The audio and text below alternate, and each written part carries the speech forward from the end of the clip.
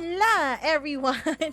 Ang aga nating nag-record for today's video. Oo, ang recording na ito ay naganap ng Thursday pa. Thursday pa today na nag-record ako for Saturday. Ano man talaga. Maraming time on a Thursday si Mama Mia this week. And syempre, hello po sa lahat ng mga nakikinig sa atin. Oo, kung nag-comment ka nung Friday natin na video o Thursday. Ayun, kasi 12 noon pa yung video natin, tapos hindi nabasa yung comment mo, pagpasensyahan mo na dahil Thursday ito ng umaga na nire-record natin tong video na ito. And syempre, atin pong umpisahan ang syempre pasasalamat sa inyo dahil lagi kayong nandyan, hindi kayo nang iiwan. Sana all hindi nang iiwan. Sana all laging nandyan, kumakapit pa rin talaga. Kahit na bitaw na, charot. Hi po, maraming salamat. Hi naman sa ating tagapakinig na si Ray Babiera. Maraming salamat. Alda Amascual from Las Piñas, thank you so much sa'yo. Eric Gomez, maraming salamat. And syempre, maraming salamat din kay Jean Gonzalez. Dahil kahit naman hindi siya laging nagko-comment pero lagi naman siyang nakikinig. Nagtanong siya bakit daw picture lang nung nakita niya nung Wednesday. Kasi, na-corrupt. Ay naman kay Angeli Gold, Sharon Aranda, maraming salamat. Hello po kay Sally Buma, Richel Villapane. Maraming salamat sa iyong pakikinig, Lady Grace. Hi Lady Grace, Margie Luhong. Sabi niya lumalabong na po ang channel mo. Channel natin tong lahat. At maraming salamat dahil lagi kayong nakasuporta kay Mama Mia. Hindi niyo ako pinapabayaan kahit na busy kayo. Nilalaanan niyo pa rin ng oras para pakinggan itong ating mga kwento. Pwede niyo namang hindi tignan tong video na ito. Pwede niyo namang gawing background lang kasi 'di ba, audio lang naman yung ating story. Hi kay Elizabeth Lagunday, Maria Fe, maraming salamat sa pagkikinig.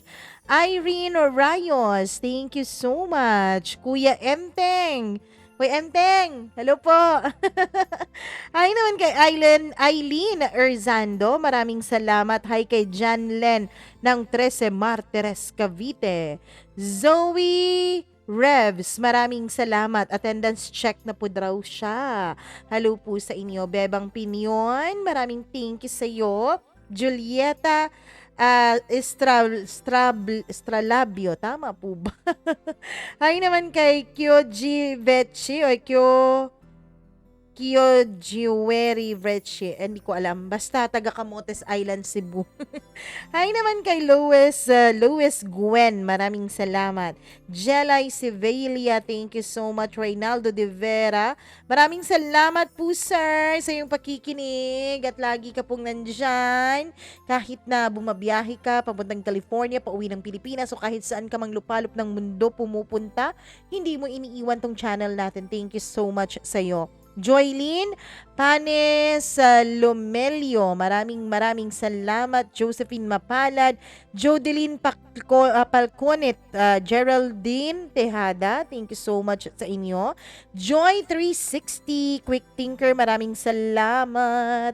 Connie Batan, thank you so much sa iyo. And Colasio, hi Colasio, maraming salamat at nakikinig ka pa rin. At syempre sa lahat po ng mga nakikinig sa atin sa araw-araw, thank you so much dahil lagi po kayong nandyan. Hindi po kayo nang iiwan. Oh, sana all.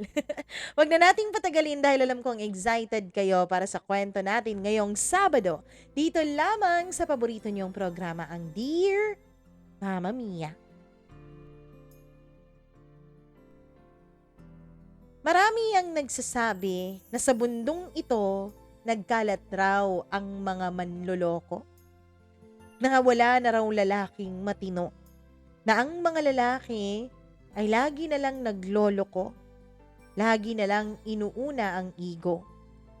Pero meron pa rin namang mga lalaking katulad ko. Mga lalaking handang lunukin ng lahat, makasama lamang ang babaeng kanyang pinakamamahal. Dear Mama Mia, greetings to all of you. Maraming salamat at nandito kayo ngayon at nakikinig nitong aking problema at nitong aking karanasan sa buhay. Just call me Vincent. Ang storya po na ito ay storya ko kasama ang babaeng ipinangarap ko na dadalhin ko sa altar balang araw para pakasalan at iharap sa dambana ng simbahan. Oo, tama po kayo ng rinig. Siya po talaga ang pinangarap ko mula noon, kahit na hanggang ngayon. Kahit na hanggang ngayon, na ang pangarap na yon ay tinutupad niya, pero hindi ako ang kasama. Mama Mia, nakilala ko po ang babaeng ito nung nasa college pa lamang kami. Tawagin na lang natin siya sa pangalang Maria. Hindi niya po yan pangalan, pero yan po ang paborito niyang itawag sa kanya. Matalino siya, a scholar actually, and napakaganda niya. Higit sa ganda, Mama Mia, ay napaka-ma-appeal niyang babae. Head turner po siya kahit saan siya magpunta. Siguro, Mama Mia, dahil confident siya sa kanyang pagkatao, confident siya sa kanyang itsura, confident siya sa lahat ng bagay. Kaya naman kahit saan siya magpunta, lumilingon talaga ang mga leeg kapag dumadaan na siya. While me on the other hand, ay napaka-opposite niya. Ako naman ay isang ordinaryong lalaki lamang. Medyo matangkad ako, tan po ang aking complexion and average lang po ang aking itsura. Hindi po ako yung tinatawag nilang tall, dark, and handsome.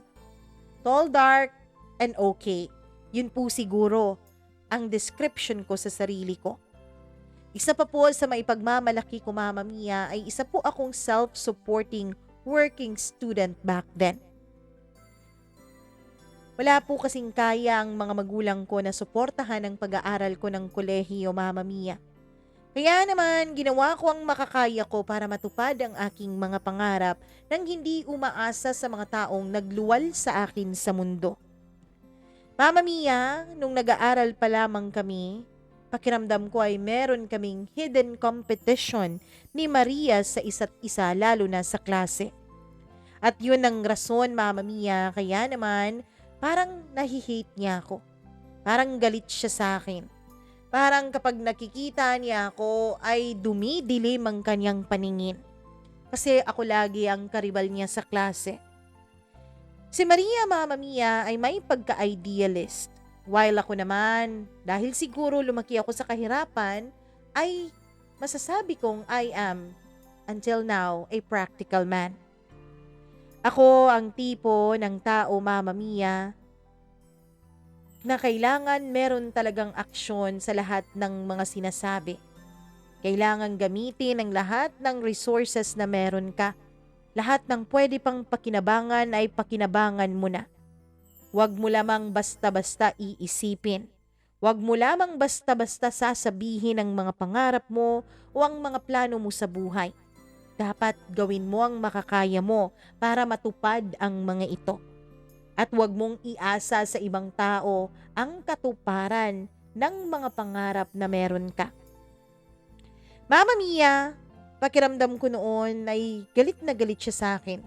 She hated me so much to the point na parang every time na makikita niya ako, ay parang wala na siyang ibang nakikita kundi kapangitan ng buong mundo. Pero kabaliktaran naman ako sa kanya, Mama Mia. Ewan ko ba, pero gustong gusto ko kapag naiinis siya.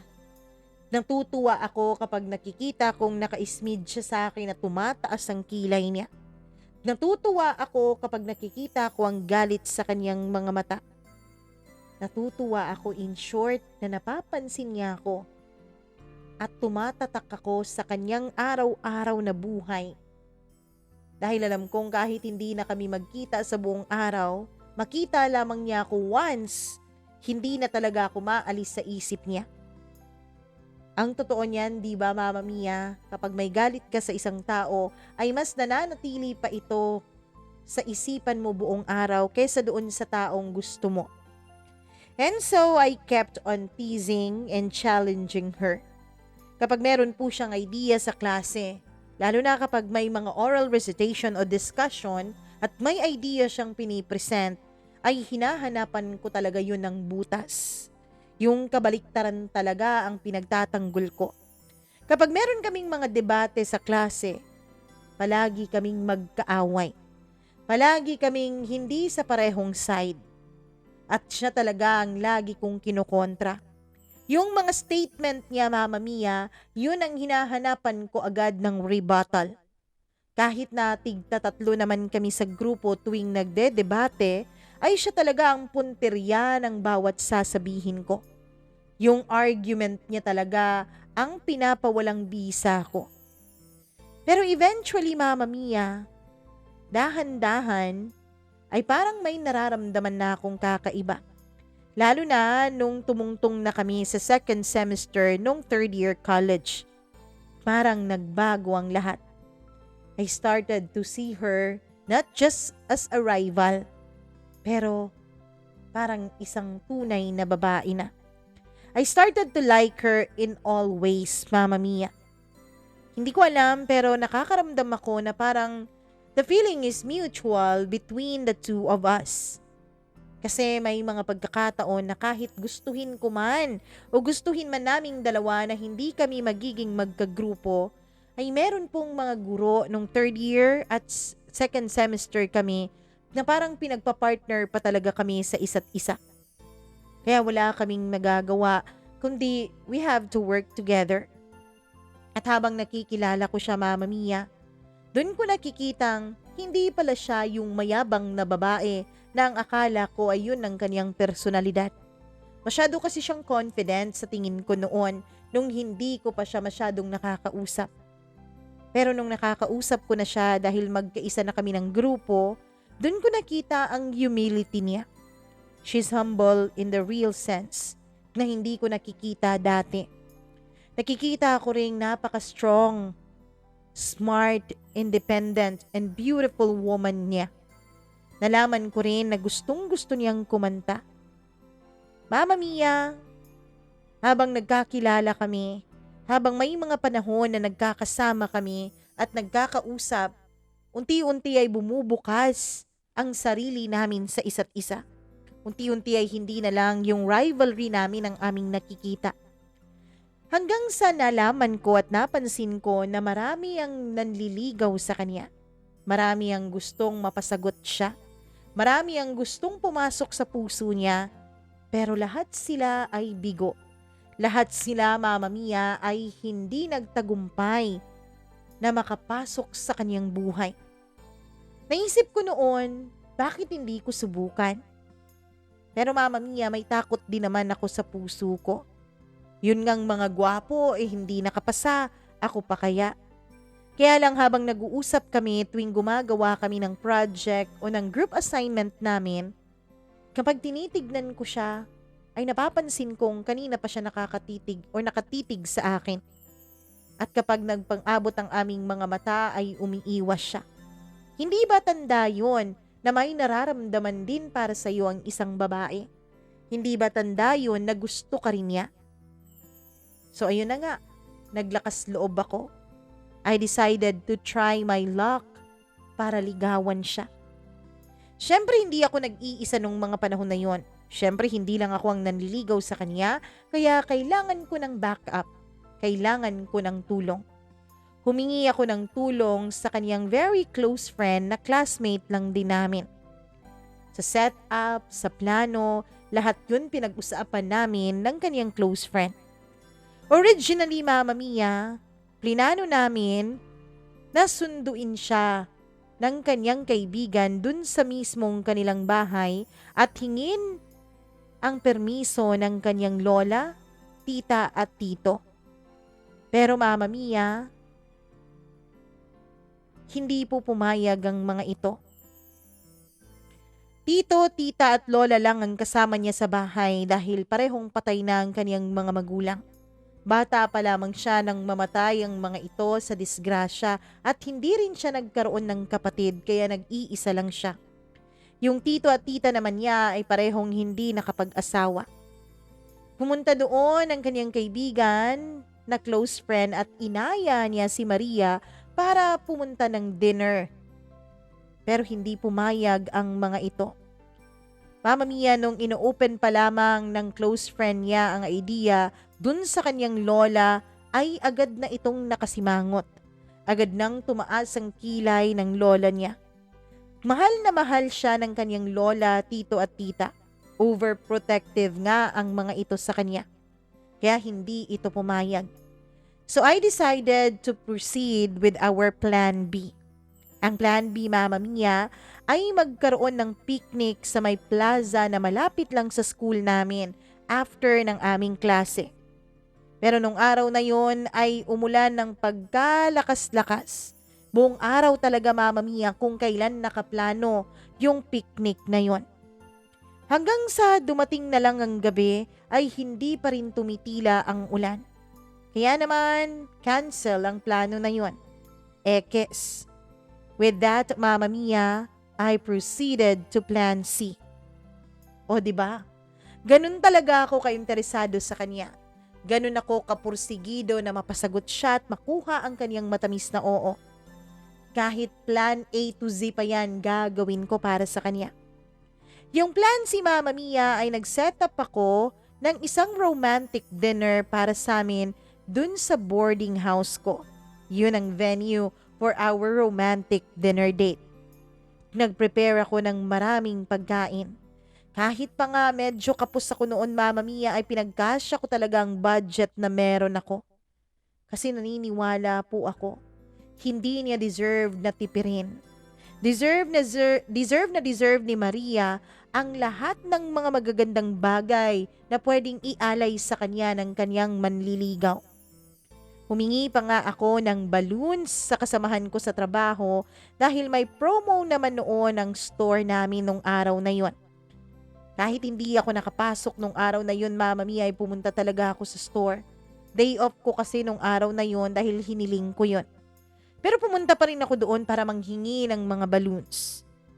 Mama Mia, kami po ng kaibigan ko ang nagtulungan para lang mabuo ang mga balloons na yon. Inihipan pa namin talaga yon dahil nasira pa yung aming manual na inflator. Medyo madami-dami pa naman yun kaya medyo sumakit talaga ang pangako. Pagkatapos noon, nung kumpleto na ang mga balloons ay inarrange ko na. Bumili din ako ng cake, spaghetti, burger, card, kandila at saka bouquet of flowers. Yung kandila talaga, Mama Mia, yung mamahalin. Yung merong scent ba? Yung scented candle na sinasabi nila. Mama Mia, hindi naman talaga ako pumasok nun sa trabaho maging sa klase dahil nag-set up ako sa kwarto ko. I carefully selected the love songs in my playlist at sinigurado ko talaga na perpekto ang lahat.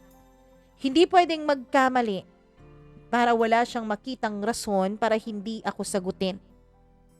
Nung makita ko ang lahat at nung masigurado kong preparado na lahat ng aspeto ng surprise na yon, ay tsaka na ako naligo. Naligo ako at pinabango ko ang sarili ko. Mama Mia, nagsuot pa ako ng napaka-formal na attire that day. Nakapants ako at naka-long sleeve. Mama Mia, kahit sa boarding house lang ang setup ng dinner na yon ay nag-effort pa rin talaga ako sa aking itsura. Nakakahiyaman dahil may mga iilang boarders na nakakita sa akin noon. Pero dahil may goal ako na pasagutin ang babaeng mahal ko, ay wala na akong naging pakialam. Hindi ko na sila pinansin kahit na yung iba ay may marami pang kantsaw sa akin. San ba ang binyag? Bakit napaka-formal mo naman? Yan ang iilan sa kanilang mga sinasabi pero wala na akong naging pakialam nun, Mama Mia. Ang importante sa akin ay masurpresa ko ang babaeng mahal ko. Nung tapos na ako sa pagpe-prepare, pati na rin sa sarili ko ay tinext ko na ang close friend niya na ready na ang lahat. After 15 minutes of waiting, ay dumating na silang tatlo. Kasama ang boyfriend ng kanyang close friend. Nung pumasok kami sa loob ng kwarto ko, Mama Mia, ay blindfold ko pa talaga siya. I turned off the lights. Pagkatapos ay nag-play ako ng music.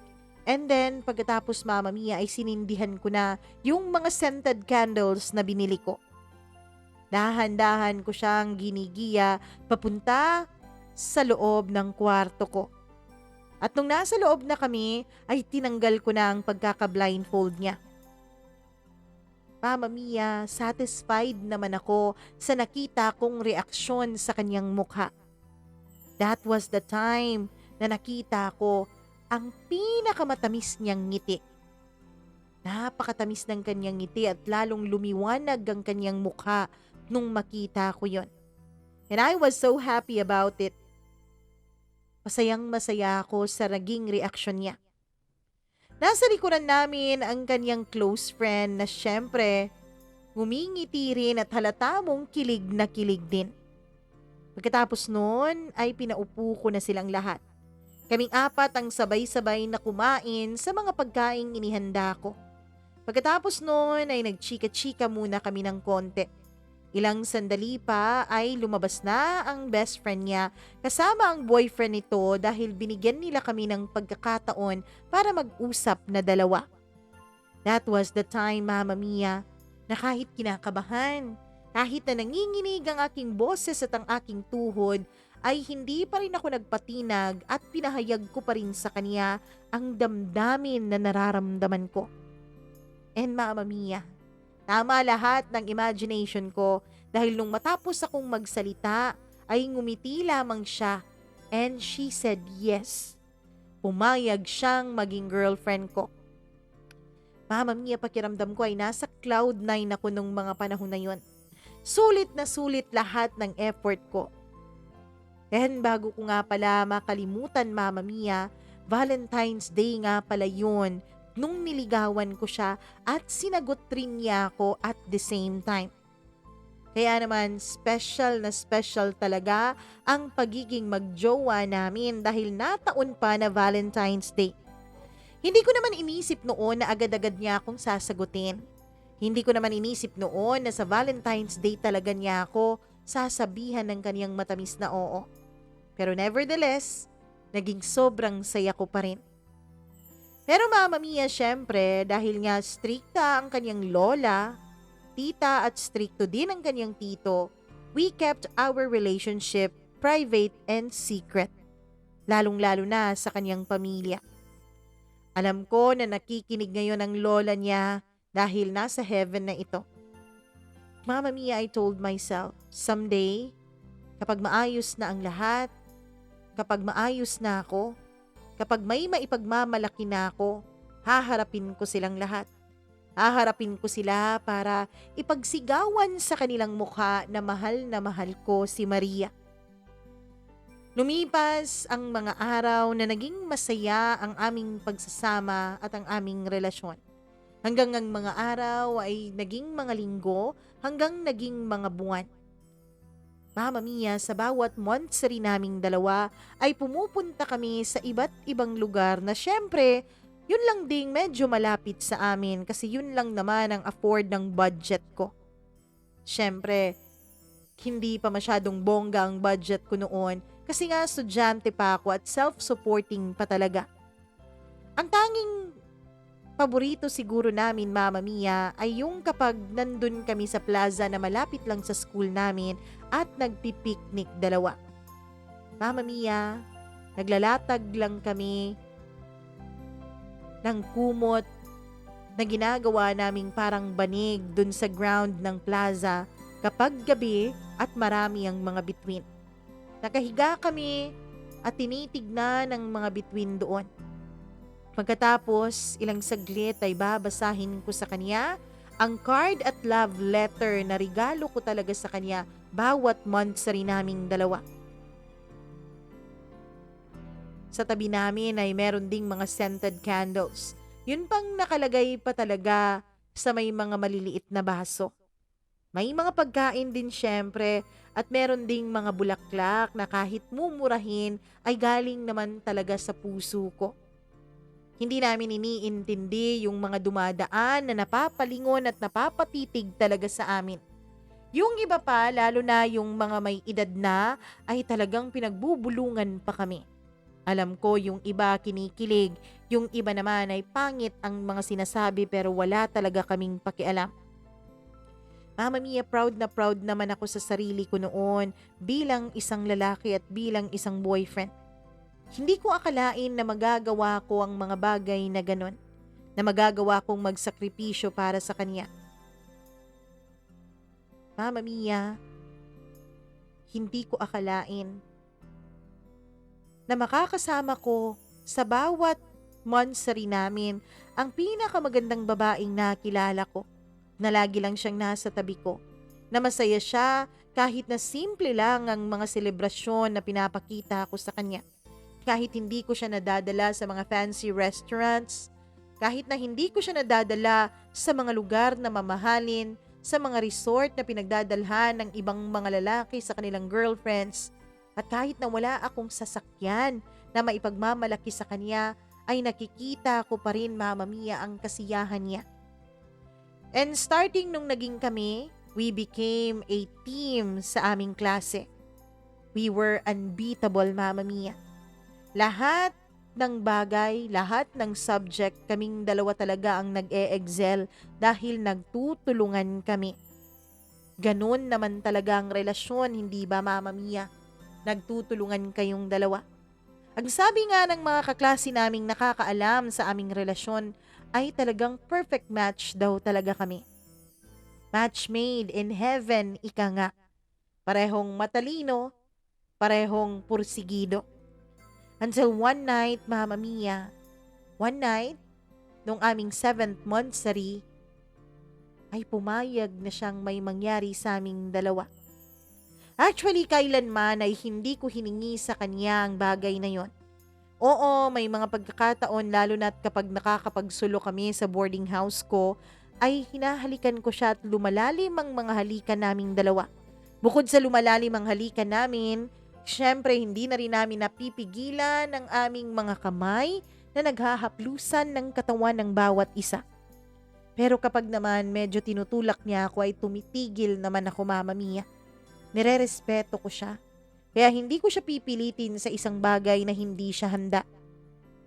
Pero nung gabing yun, nung gabing nakapagsulo ulit kami sa loob ng boarding house ko, habang naghahalikan kami, ay siya na mismo ang nagtanggal ng mga botones ng polong suot ko. Gulat na gulat pa ako noon. At talaga namang nakabukas pa ang mga mata ko. Pero siya nakapikit lamang, Mama Mia, habang patuloy na tinatanggal ang mga nakabotonis ko pang polo. Pagkatapos nga niyang matanggal ang polo ko ay yung sando ko naman sa loob. At nung hubad na ang pangibabaw kong katawan, Mama Mia, ay hinaplos niya yon ng pagkalambing-lambing habang patuloy pa rin na lumalalim ang halikan naming dalawa. Hanggang sa sinubukan ko na siyang hawakan. Nagpaubaya siya. Hinawakan ko lamang siya sa loob niya at kahit na nasa labas pa lang ng kanyang blouse na suot ang aking kamay ay naramdaman ko na ang init ng kanyang katawan. Hanggang sa unti-unti ay pinasok ko ang aking kamay dun sa kanyang likuran. Pero Mama Mia, siya ang kumuha ng kamay ko at pinatong yun sa kanyang kaliwang dibdib. Nagulat naman ako pero hindi ko tinanggal yon. Bagkus ay ginalaw ko ang kamay ko sa kanyang dibdib. Hindi naman siya umangal. Mama Mia, siya pa nga ang naghubad ng pagkakahook ng kanyang suot na bra. Hanggang sa tuluyan ko na ring tinanggal ang kanyang pangibabaw na suot. Mama Mia, siya na rin ang kusang humiga sa kama ko at hinila pa ako. Pagkatapos noon, ay tuluyan na talagang may nangyari sa aming dalawa. It was so special, Mama Mia. So special and it felt like heaven para sa akin. It was a bliss. Hindi ko pinagsisisihan na nangyari sa aming dalawa yon. At Nakikita ko rin sa kanyang mukha matapos naming gawin ang bagay na yon na wala ring pagsisisi sa kanyang side. Mahal na mahal ko siya. Sobrang mahal na handa akong gawin ang lahat para sa kanya. At hindi lang doon natatapos ang pagniniig namin. Dahil mula nga sa araw na yun, kapag nagkaroon ng pagkakataon na walang ibang tao dun sa kwarto ko sa boarding house, ay sinasama ko siya at paulit-ulit na may nangyayari sa aming dalawa. Mama Mia, maniwala ka mat sa hindi, mula nga noong may nangyari sa aming dalawa ni Maria sa kama, ay mas lalo pang tumibay ang aming relasyon. Until dumating ang pinaka-aantay naming araw, ang araw ng aming graduation. Sa wakas tapos na kaming dalawa sa pag-aaral. At nung natapos na nga ako sa pag-aaral, Mama Mia, graduation day talaga yon nung lumapit ako sa pamilya niya. Hinarap ko po ang lola niya, ang tito niya at ang tita niya. Nagpakilala ako sa kanya, Mama Mia. Pinakilala ko ang sarili ko bilang manliligaw muna ni Maria. Hindi naman sila tumutol. Pagkatapos ng 2 linggo ay sinabi namin sa kanila ang totoo na matagal na kaming may relasyong dalawa ni Maria. Nung una ay medyo nagalit ang kaniyang lola dahil naglihim pala all along si Maria. Pero natuwa pa rin naman ito dahil sabay naming tinutupad ni Maria ang aming mga pangarap. So that was the beginning, Mama Mia, na mas nakikilala ko pa si Maria. Dahil nga nakikilala ko na rin ang mga taong nagpalaki sa kanya, ang mga taong merong malaking impluwensya sa buhay niya. I became close to her family. Dumating pa nga sa punto na mas mahal na ako at mas inaalagaan na ako ng lola niya kesa sa kanya. Lagi niyang tinatanong, lalo na kapag nagkukulitan kami at nagsusumbong kami sa lola niya at ako ang kinakampihan ng lola niya. Lola, sino ba talagang apo mo sa aming dalawa ni Vincent? Bakit sa kanya ka lagi kumakampi? Pabirong tampo noon ng girlfriend ko. Tumatawa naman ang lola niya at sinabing botong-boto daw talaga siya sa akin dahil nakikita niyang mahal na mahal ko si Maria. At simula nga nung graduate kami, Mama Mia, we started to build our dreams together. Siyempre, nagtulungan din kami at alam namin na kailangan naming tulungan ng aming mga pamilya. Oo, Mama Mia, hindi kasi kami mayaman kaya kailangan kong tulungan ng pamilya ko. May mga pinag-aaral akong mga kapatid. Mas lalo pang tumibay ang relasyon namin lalo na nung nagkaroon na kami ng trabaho. Mama Mia, pinag-usapan naman namin ni Maria ang mga magiging desisyon namin sa aming mga assets. Alam niya na kailangan kong tulungan na pag-aralin ang mga kapatid ko at alam ko rin na kailangan niyang tulungan ang tiyuhin niya sa mga gastusin nila sa bahay. At dahil daw hindi niya mga magulang ang kanyang kinalakihan, ay mas lalo pa siyang kailangang bumawi sa mga ito. Naiintindihan namin ang bawat isa. Mama Mia, si Maria ay nagtrabaho sa aming field of profession. Kung anong tinapos namin ay dun siya nakapasok sa field na yon. While ako naman, Mama Mia, ay na-promote sa trabaho ko nung aking pang pagiging working student as a manager nung ako ay graduate. Naging smooth sailing ang relasyon naming dalawa. Pero tulad din ng ibang mga relasyon, Mama Mia, may mga pagsubok din naman na dumadating sa aming dalawa. Hanggang sa isang malaking pagsubok talagang dumating. Naramdaman ko na lang bigla na parang naging cold na sa akin si Maria. Nung una ay binabaliwala ko lamang yun. Naiisip ko baka nag-a-adjust pa siya sa aming routine dalawa. Hindi kasi kami magkasama sa trabaho. Hindi katulad dati na magkasama kami sa eskwelahan. Kaya halos araw-araw, bawat oras ay magkausap kami. Hanggang sa bigla na lang siyang nanghingi sa akin ng cool off, Mama Mia. Cool off? Bakit kailangan nating mag-cool off? Nakikita ko kasing unfair na ako sa'yo, Vincent. pressure na ako sa trabaho. Napapasa ko na sa'yo yung pressure ko, yung galit ko, yung frustration ko, at hindi mo deserve yun. Naiintindihan naman kita, babe. Sabi ko. Hindi, Vincent. Kailangan ko to para sa sarili ko. Pansamantala lang naman eh. Hindi naman talaga tayo tuluyang maghihiwalay. Mama Mia, hindi perpekto ang relationship namin. Marami din kaming mga ups and downs. So I thought, Mama Mia, na talagang totoo na nag-a-adjust pa lang si Maria sa bago niyang trabaho. Kaya hinayaan ko na lang siya. Binigyan ko na lang siya ng pansamantalan niyang kalayaan. Pero Mama Mia, alam niyo ba yung intuition? Hindi lang po yun pambabae. Meron din yun sa akin. Dati-dati naman ay hindi ako nag-check ng kanyang FB account.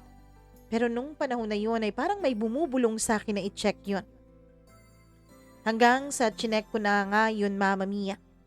At dun ko nalaman na ang kanyang isang kasamahan sa trabaho pala na naging close friend niya rin ay may inintroduce sa kanyang kaibigang lalaki. Mama Mia, dun ko rin nalaman na unti-unti ay naging close din sila nung lalaking yon nang hindi ko nalalaman. Hindi niya kasi kinukwento sa akin ang tungkol sa lalaking yon. Until dumating ang point na nagpapalipad hangin na sa kanya yung lalaki. Nanliligaw na sa kanya. Nalaman ko lahat ng yun nung mabasa ko sa kanyang messenger. Mama Mia, ayokong mawala sa akin si Maria. Ayokong mawala sa akin ang babaeng pinakamamahal ko kaya kinumpronta ko siya pati na rin yung kanyang kasamahan sa trabaho na nagpakilala sa kanya dun sa lalaking yun. Somehow, parte din siya ng kaguluhan na nangyayari ngayon sa aming relasyon dahil siya naman ang nagpakilala sa girlfriend ko dun sa kanyang kaibigan. Mama Mia, nagalit siya sa akin. Nagalit sa akin si Maria, lalo pa bakit daw ako nandadamay ng ibang tao. At dun nga nagsimulang masira ang relasyon namin. Hanggang sa tuluyan na nga kaming nagkahiwalay dalawa. At nung nagkahiwalay kami, wala pang isang buwan, naging official sila nung lalaking yun. Naging silang dalawa. Mama Mia, natapos lang ng basta-basta ang 3 taong relasyon naming dalawa ng girlfriend kong si Maria. Dahil nga mas pinagtanggol niya ang kanyang kaibigan sa akin. Dahil nga sinabi niyang nandadamay daw ako ng ibang tao na pinapahiya ko raw siya. I was devastated and I became bitter, Mama Mia. Naging bitter ako sa pag-ibig. Naging bitter ako sa mga couples na nakikita ko. Hindi ko maiwasang itanong noon sa sarili ko. Ginawa ko naman ang lahat para sa relasyon namin eh.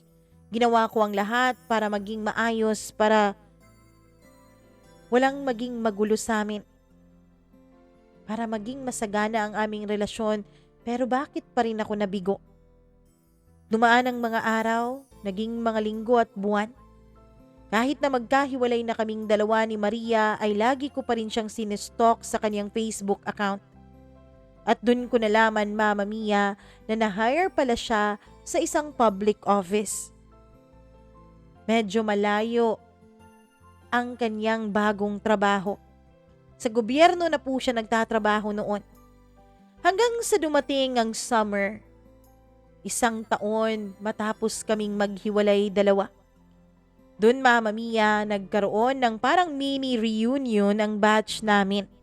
Yun ang first reunion namin pagkatapos naming graduate. As a group, Mama Mia, kami pumunta doon sa venue. Ang sabi nila ay may pupuntahan daw muna kami dahil may makikisakay daw. Hindi ko alam na doon pala kami pumunta sa bahay ni na Maria para sunduin siya. That was the first time na nakita ko siya ulit matapos ang paghihiwalay naming dalawa. Mas gumanda pa siya, Mama Mia. Mas gumanda pa siya at hindi ko maipagkakailang tumatalon sa tuwa ang puso ko nung makita ko siya ulit. Kasama niya noon ang kanyang pamangkin sa kanyang pinsan. Sumabay siya sa akin, Mama Mia, kasama ang bata. Sabay kaming pumunta doon sa beach resort na siyang venue ng aming reunion. Habang papunta kami doon, Mama Mia, ay ine-imagine ko po kung gaano kagandang pamilya ang mabubuo sana naming dalawa kung hindi kami naghiwalay ni Maria. That summertime, Mama Mia, was the best summertime of my life. Hindi lang po ako pumasa noon sa licensure exam, but at the same time, ay nagkabalikan ulit kaming dalawa ni Maria. Nagkausap kami kasi, Mama Mia, nung patapos na ang reunion. Nagkausap kami at naintindihan ko na ang part niya. Naintindihan din niya ang part ko at nalaman ko na wala na pala siyang boyfriend nung mga panahon na yon. Kaya sinabi ko sa kanya na kung pwede ba naming subukan ulit. Hindi naman niya ako binigo at pumayag naman siya. That was the start of our second chance at love. Naging officially couple ulit kami, Mama Mia. At tulad nga ng sinasabi ng iba, love is sweeter the second time around. It is, Mama Mia. Mas sweet nga talaga kapag galing kayo sa hiwalayan at nagkabalikan. Pumupunta na ako dun sa kanyang place and paminsan-minsan ay nagsistay ako doon ng ilang araw. Meron na kasi siyang sariling place, Mama Mia, kasi nga malayo ang kanyang naging trabaho dun sa bahay nila.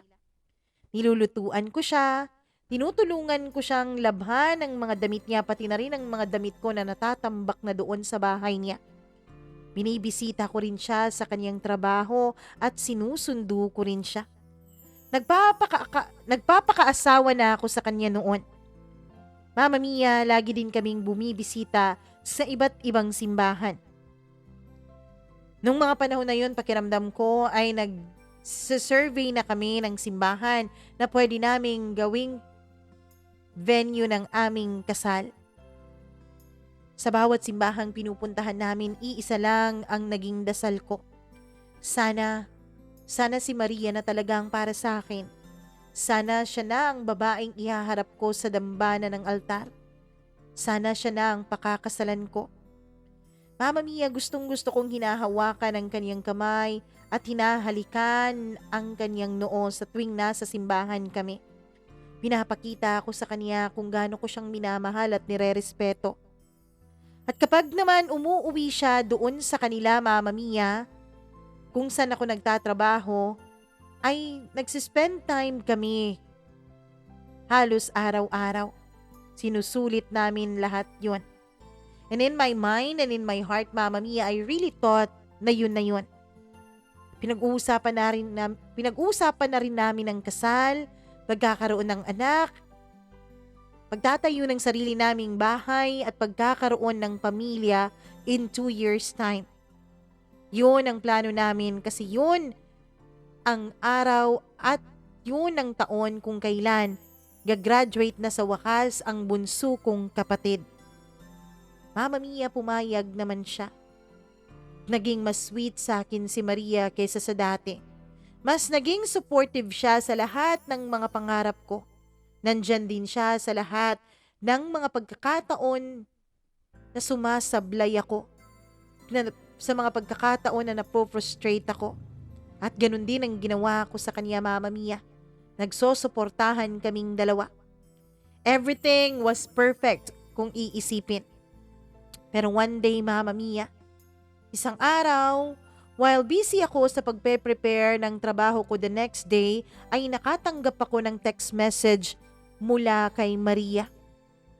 Isang text message na siyang bumasag na naman sa puso ko sa ikalawang pagkakataon. Inamin niya sa akin, Mama Mia, na may iba na siya. Alam mo ba, walang kalagyan ng sakit na dinanas ko nung mabasa ko ang mensaheng yun. Umiyak ako ng umiyak, Mama Mia. Ang totoo niyan, I even tried hurting myself in the process. Marami akong naging tanong sa isip ko, sa puso ko. Bakit nangyayari sa aming dalawa to? Bakit hindi ko nakita na darating pala kami ulit sa puntong ito? I thought napaka-perpekto na ng relasyon namin. Akala ko nagkasundo na kami na kaming dalawa ang magkakatuluyan hanggang sa huli. Nagdesisyon ako, Mama Mia, na umabsent sa trabaho the next day. Nag-travel ako nung gabing yun at pumunta ako dun sa place niya para kausapin siya personally. Mama Mia, nung dumating ako sa kanyang apartment ay nakita ko siya sa corner ng kanyang kwarto at umiiyak. Namumutla siya nung madatnan ko siya doon. Lumapit ako sa kanya at hindi ko na rin mapigilan ang sarili kong umiyak. Nasaktan ako, Mama Mia. Dapat ko kumprontahin ko siya. Dapat galit akong haharap sa kanya nung mga panahon na yon, pero hindi ko magawang magalit sa babaeng mahal na mahal ko. Mas nangibabaw sa akin ang concern kung bakit siya umiiyak. Mas nangibabaw din sa akin, Mama Mia, ang pag-aalala sa kanya. Nung makalapit na ako sa kanya, iniyakap ko siya at hinalikan. Pagkatapos ay nag-usap kami. Nunyay namin sa akin na ang lalaki ay kanya palang katrabaho. Mama Mia, nalaman ko rin na may asawa din pala yung lalaking yun. Pero naakit daw siya nito. Inamin niya sa akin na may nangyari sa kanila. Kaya lang, Mama Mia, nung hiniwalayan na niya ako, ay sinabi naman sa kanya ng lalaki na hindi siya kayang panindigan nito kasi nga may asawa itong tao. Ewan ko kung pagpapakamartir yun, pero agad kong sinabi sa kanya na wag na niyang alalahanin yon. Wag na siyang mag-alala dahil hindi ko naman siya iiwanan. Niyakap ko siya at hinalikan at humalik din siya pabalik sa akin. Mahal na mahal kita, Maria. Kaya kong tanggapin lahat ng pagkakamali mo. Pwede ba magpakasal na tayong dalawa? Magpakasal na tayo para tuluyan ka nang makalaya mula sa kanya. Para tuluyan mo na siyang makalimutan. Para tuluyan mo na siyang hindi hanapin pa. Mama Mia, everything was okay. Pumayag siya dahil ang sabi niya ay wala rin naman ang mangyayaring maganda sa kanila kasi may asawa din yung lalaki. Umuwi agad ako sa amin. Kumuha agad ako ng birth certificate at saka certificate of no marriage o sinumar. Bumili ako ng engagement ring. Tumitingin-tingin na rin ako noon ng mga wedding rings, Mama Mia, para may isa-suggest na ako kay Maria kapag kaming dalawa na ang mamimili. I was so happy. Hindi ko alintana, Mama Mia, na nakipagjugjugan sa ibang lalaki ang girlfriend ko. Hindi ko alintana na muntik na niya akong iniwanan para sa ibang lalaki. We are one step closer to getting married. Mama Mia, nag-apply na rin ako para ma-transfer siya dun sa lugar namin at masama na sa workstation ko. Nung pumasa kasi ako ng board, Mama Mia, ay nag-apply na rin ako sa isang pampublikong office. Naging government employee na rin ako at pareho kami noon na government employee pero sa ibang branch lamang siya. Hindi ko na sasabihin sa inyo kung ano ang trabaho namin dahil medyo sensitive po ang nature of our profession. Hinanda ko na lahat ng papeles naming dalawa dahil determinado na po akong pakasalan siya. At some point, Mama Mia, natanggap ko lahat ng mga nangyari at binaliwala ko lahat ng mga pagkakamali niya sa akin. Dahil mas mahalaga sa akin na makasama ko si Maria. Mas mahalaga sa akin na maging asawa ko siya at tuluyan na kaming bumuo ng pamilya naming dalawa. Siya ang mas importante. Siya at ang bubuuin naming pamilya at wala ng iba pa. Ganun ko siya kamahal. Ganun ko siya pinapahalagahan na hindi ko na alintana na nagmumukha akong tanga. Hindi ko na alintana na hindi na pala ako ang nilalaman ng kaniyang puso. May mga nabubulong naman sa akin, Mama Mia. May mga bulong sa sarili ko na nagsasabing, bakit ko pa kakasalan ang babaeng 2 beses na akong pinagpalit sa iba? Bakit ko pa kakasalan at mamahalin pa rin ang babaeng sigurado na akong hindi na ako ang laman ng puso at naging parang catcher na lang ako sa tuwing madadapa siya at sa tuwing mahuhulog siya na walang ibang gustong sumalo sa kanya. Wala akong naging ibang sagot noon, kundi dahil mahal na mahal ko siya. One day, Mama Mia, habang busy ako sa pagpe-prepare ng aming magiging kasal ni Maria, ay napagdesisyonan kong itry kung mau-open ko pa ba ang Facebook account niya gamit ang kanyang lumang password. Kinakabahan ako nung bigla kong ma-open up yun. Kinakabahan ako, Mama Mia, nung pumasok ang password at bumukas ang kanyang Facebook account. Habang nagsuscroll ako ng kanyang mga messages, doon na ako nag-breakdown. Umiyak ako ng umiyak, lalo pa nung malaman ko dun sa mga chat nilang dalawa nung lalaki niya na sila pala pa rin, Mama Mia. Na nung tinanggap ko pala ulit si Maria ay tinanggap din ulit siya nung lalaki. Ang sabi pa nung lalaki ay magiging magandang scapegoat daw ako para hindi sila paghinalaan na may relasyon. Oo, Mama Mia. Akala ko matalinong babae ang mahal ko.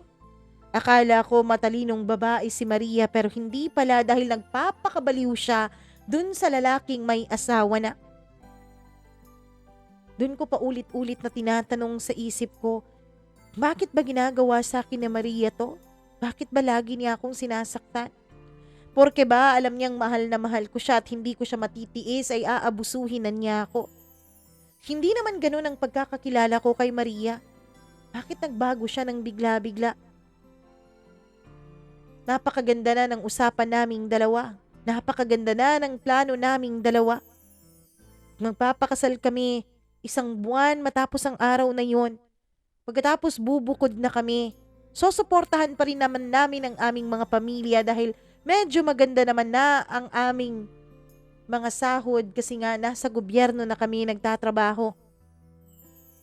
Ano pa ba ang kulang sa akin? Ginawa ko naman ng lahat para sa kanya. Binigay ko naman lahat ng makakaya ko. Kahit gaano kasakit ay tinanggap ko naman, Mama Mia. Ang sabi nga nila, ang mas importante daw sa mga lalaki ay ang kanilang ego, pero para sa akin hindi yun ang mas importante.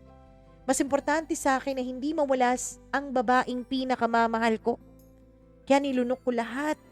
Pride ko, kahihiyan ko, lahat yun, Mama Mia, nilunok ko para sa kanya. Pero bakit ganito pa rin ang kanyang isinukli? Nasa na yung mga pangako niya sa akin? Naiiwasan na niya at tuluyan na niyang kakalimutan ng lalaking yun? Hindi pa ba sapat lahat ng sakripisyong binigay ko? Hindi pa ba sapat lahat ng effort ko? Deserve ko ba talaga ang masaktan ng ganito? Deserve ko ba talaga ang paluhain ng ganito? Mama Mia, ilang araw ko ring iniisip ang bagay na yon. Pumapasok ako sa trabaho ng lutang na lutang at wala sa sarili. Buti na lang talaga at hindi mahirap para sa akin ang trabaho dahil kung hindi, baka nagkandapalpak-palpak na ang trabaho ko at baka yun pang maging dahilan para maalis ako sa aking posisyon. Nag-file ako ng leave 1 araw. Nagtanong si Maria kung saan ako pupunta pero sabi ko may aasikasuhin ako sa kasal namin. Tinanong ko pa siya kung gusto niya akong samahan pero sabi niya ay hindi na lang daw. Pero nalaman ko, Mama Mia, nag-leave din pala siya sa araw na yon. Tinanong ko pa siya kung bakit siya nag-leave at ang sabi niya ay nakipagkita raw siya sa kanyang mga naging ka-close friend na doon sa kanyang dating pinagtatrabahuan. Nag-mini reunion daw sila. Hindi na ako nagtanong pa. Pinilit kong itago sa sarili ko ang mga nalaman ko. Ang sakit na nararamdaman ko ay pinilit kong binabaliwala. Hanggang sa, Mama Mia, umabot sa punto na hindi ko na rin talaga natiis ang lahat. Umabot sa punto na hindi ko na matiis na hindi itanong sa kanya ang totoo. Kinumpronta ko siya, Mama Mia. Umiyak lang siya ng umiyak. Bakit ba ganyan, babe? Bakit ba lagi mo akong sinasaktan? Ginagamit mo lang ba talaga ako? Dahil alam mong mahal kita? Alam mong hindi ko kayang mawala ka sa buhay ko? Ginagago mo ko? Nararamdaman ko naman na hindi na ako ang mahal mo eh. Pero at least man lang magkaroon ka ng respeto sa akin. Kahit respeto na lang. Pero maging yun ay parang wala na. Wala ka ng respeto sa akin. Habang magkasama tayo sa iisang bubong. Dahil para na tayong magka-live-in ay may mga pagkakataon palang pumupuslit ka. At nakikipagkita ka sa kanya. At alam kong may nangyayari sa inyo. Hindi mo na ako nire-respeto. Tanggap ko naman kung hindi mo na ako mahal eh. Pero yung respeto, parang hindi ko matatanggap yon. Humingi siya ng tawad sa akin, paulit-ulit Mama Mia. Hindi raw talaga niya sinadya na magmahal ng iba. Hindi niya raw talaga sinasadya na mahalin ng todo ang lalaking yon. Pasensya ka na kung nagamit kita. Alam ko kasi na walang kasiguraduhan ang relasyon ko sa kanya. Alam ko rin na hindi niya ako magawang pakasalan dahil kasal na siya sa iba. Pero mahal namin ang isa't isa, Vincent. Mama Mia, paulit-ulit niyang pinapamukha sa akin na nagmamahalan sila ng lalaking yon. Kaya lang maling pagkakataon ang pagtatagpo nilang dalawa. Doon ako nagdesisyon na for the last time, Mama Mia, hihiwalayan ko na ang babaeng mahal na mahal ko. Ang babaeng hinihingi ko sa Diyos na makasama ko habang buhay ay papalayain ko na. Pinalaya ko siya. Humayag din naman siya. Naghiwalay kaming dalawa, Mama Mia. Tulad ng mga kababaihan kapag broken-hearted ay nahihirapan din naman kaming mga lalaking mag-move on. Ang tagal-tagal. Mama Mia, umabot pa sa 1 taon yung relasyon namin bago kami ulit naghiwalay. Pero nung paghihiwalay namin na yun ay nagdesisyon ako sa sarili ko na ito na talaga ang huli. Na hinding-hindi na talaga ako babalik sa kanya. Lumipas ang 6 na buwan na wala na akong naging balita tungkol kay Maria. Mama Mia, hindi na rin ako nakikibalita pa. Hindi ko na rin sinubukan pang ipasok ang old password niya sa kanyang Facebook. Hindi ko na rin tinitignan ang kanyang account. Though nung mga first months ng paghiwalay namin ay hindi ko maiwasan yon, pero unti-unti ay nakakayanan ko na. Hanggang sa naging maayos ulit ako. Pero hindi ako pumasok sa bagong relasyon dahil alam kong hindi pa ako handa. Noong mga panahon na naging okay na ako, Mama Mia, ay bigla akong nakatanggap ng tawag mula kay Maria. Mama Mia, nagmamakaawa siya sa akin na magkita raw kami. Pero hindi ako pumayag. Text siya ng text sa akin at sinasabi niyang mahal pa rin niya ako. Na naguluhan lang daw talaga siya.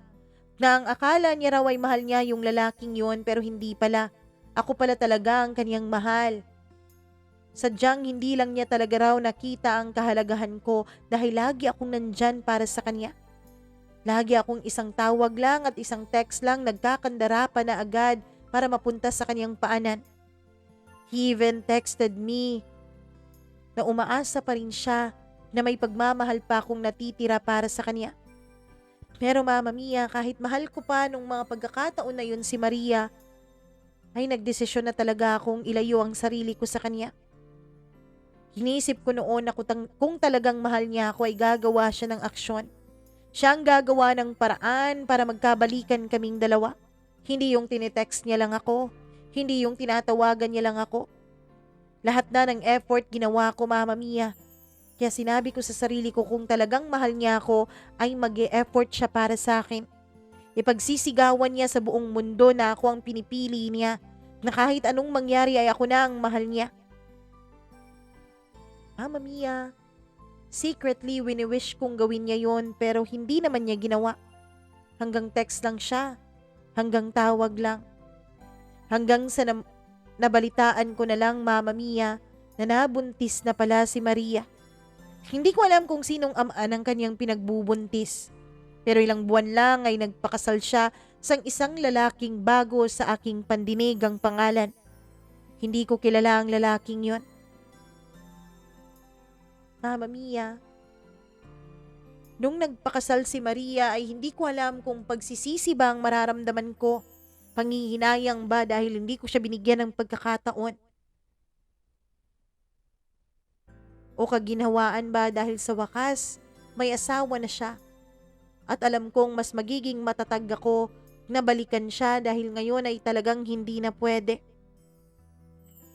2 buwan nang nakakaraan mula nung ikasal sa ibang lalaki si Maria. Hanggang ngayon, Mama Mia, ay iniisip ko pa rin paano kaya kapag pinagbigyan ko siya nung mga panahon na tinek-text niya ako na mahal pa niya ako. Pero siguro hindi talaga kami pwede. Mama Mia, kung maaari lamang, sana ay mag-iiwan ako ng mensahe para sa mahal ko. To you, my love, my babe, Maria, hinihiling ko na sana lumigaya ka talaga. Sana maging maligaya ka ng totoo kasama ang asawa mo. Gusto kong aminin sa iyo na kahit ano pa man ang mga nangyari sa ating dalawa, kahit ano pa man ang mga nagawa mong kasalanan sa akin ay hindi nawala ang pagmamahal ko para sa iyo. Mahal na mahal pa rin kita. Pero kasama mo na ngayon ang lalaking inilaan ng tadhana para sa iyo. Mahalin mo sana siya ng totoo at huwag mong gawin sa kanya ang mga ginawa mo sa akin noon. Siya ang lalaking makakasama mo na tuparin yung mga naging pangarap lang natin noon.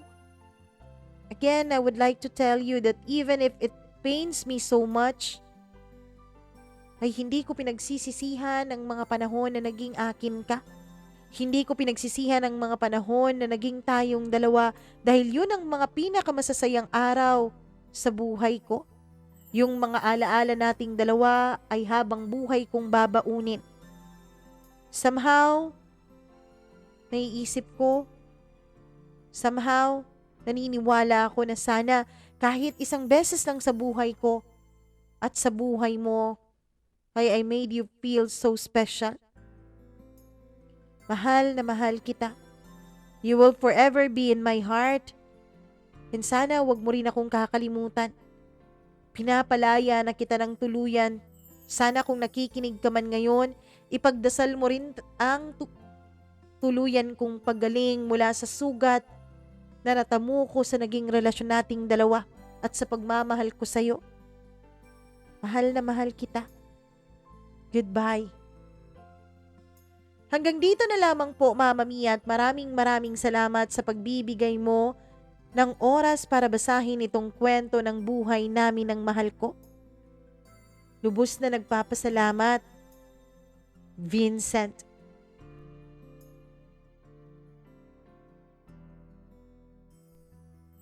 May mga lalaki rin pala talagang katulad ni Vincent, yung mga lalaking lubos-lubos kong magmahal. Akala ko lang kasi lahat ng lalaki ay maganda lang sa simula. Magaling lang sa umpisa, charot. Meron pa ring mga lalaking matitino. Tulad ng mga babae o ng iba pa mang mga gender, di ba?